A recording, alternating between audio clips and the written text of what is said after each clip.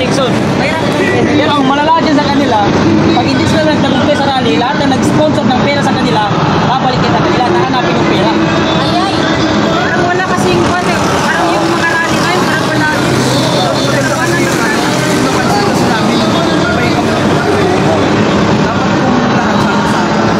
Kaya pala hindi ka na namin nakikita sa mga rally-rally.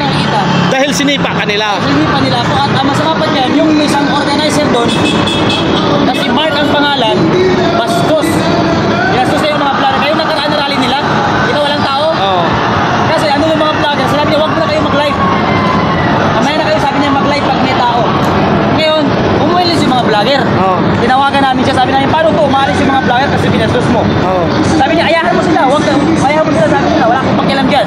Organizer yan si Mark. Organizer yan si Mark. At tauhan ni Manny Pacquiao yan. At hindi ko alam kung bakit nandito siya natigsali. Wala yan. Oo. Hindi lang siya para manggulo siya eh. Ano ba? Pero anong dahilan, Kuya Park, bakit kanila sinipa? Dahil nila ako sinipa, ayaw nila akong pakirin yung stage dyan sa rally nila. Dahil nagpa-Marcos resign daw ako. At ito ang may tanong ko sa inyo mga organizer.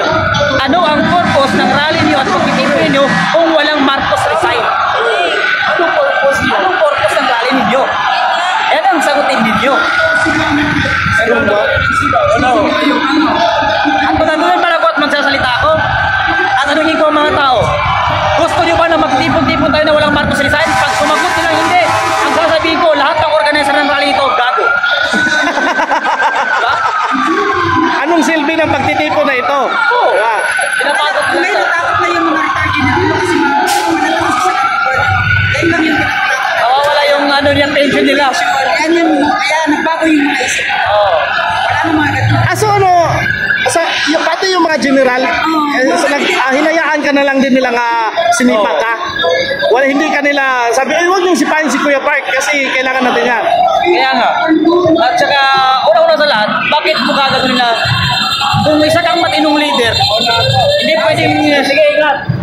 Isa kang matinong leader, hindi pwedeng hindi mo palagan ang bawat isang tao. Dapat bilang isang leader, ang isipin mo palagi yung kapakanan ng tao pinamumunuan mo, hindi yung sarili mo. Yan ang dapat malaman ng mga leader-leader na to. Hindi yung utak nyo lang at pamilya nyo, sarili nyo lang ang iniisip ninyo. Mga kabayan, ito pala yung nangyari mga kabayan. Sinipa si Kuya Park dahil sumigaw si Kuya Park ng Marcos resign. Oh, at ayaw nila ng Marcos resign. Gusto nila Marcos extend. Sila yung nasa EDSA ngayon. Sila yung nasa EDSA ngayon, sa EDSA Monument, dyan sa White Place. White Place.